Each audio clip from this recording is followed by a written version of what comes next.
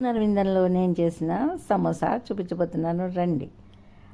ముందుగా ఒక గిన్నెలోకి ఒక 6 చెంచా ఉప్పు, 3 కప్పులు గోధుమ పిండి, కాస్త నీళ్ళు వేస్తూ మెత్తగా వేళ్ళతోటి బాగా పిండి కలిపేయాలి. ఒత్తితే ఈ విధంగా ఉండాలి. ఇప్పుడు ఒక కప్పు స్వీట్ కార్న్ని 2 పొంగులు వచ్చే వరకు ఉడకనిచ్చేసి దాన్ని ఒక బౌల్లోకి తీసి పక్కకు పెట్టేసి అందులో కొంత కచ్చాపిచ్చా దంచేసాను. చిన్న చీజ్ ముక్కనైతే ఈ విధంగా తురుము పట్టేసి పెట్టుకున్నటువంటి కూరగాయలు 2 పచ్చిమిరపకాయలు సన్నగా తరిగేసాను. చిన్న ముక్క క్యాబేజీ సన్నగా తురుము పట్టేసి చీజ్ ముక్కని తురుము పట్టింది ఇది.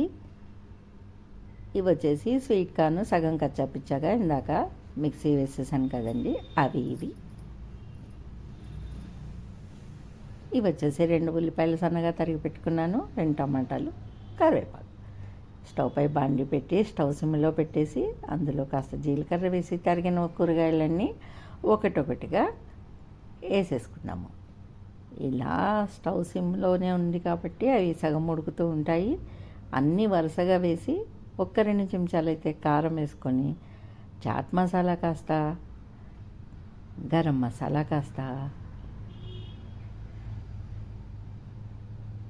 ఇప్పుడు జీలకర్ర, ఇది వచ్చేసి వాముని చేతి మీదే ఈ విధంగా కాస్త ప్రెస్ చేసి వేయడం వల్ల వాసన చాలా బాగుంటుంది. ఇందాక కచ్చాపిచ్చాగా మిక్సీ వేసి పెట్టుకున్నటువంటి స్వీట్ కార్న్ వీటన్నిటినీ స్టవ్ సిమ్లో ఉంచేసి వీటన్నిటినీ కాస్త ఇలా తిప్పుతూ ఒక 5 నిమిషాలు మగ్గనిచ్చేసి దీన్ని విడిగా ఒక బౌల్లోకి తీసుకుందాము.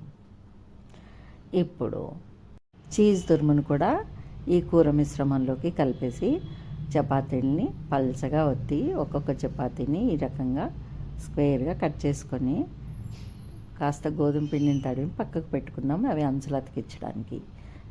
చపాతీ ముక్కని ఈ విధంగా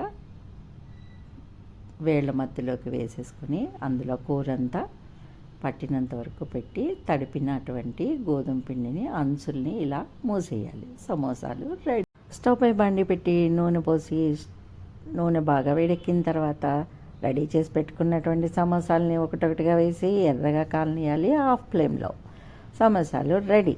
సమోసాలు నచ్చినట్లయితే మీ అభిప్రాయాన్ని కామెంట్ రూపంలో తెలియచేయండి. లైక్ చేసి షేర్ చేసి సబ్స్క్రైబ్ చేయండి ప్లీజ్.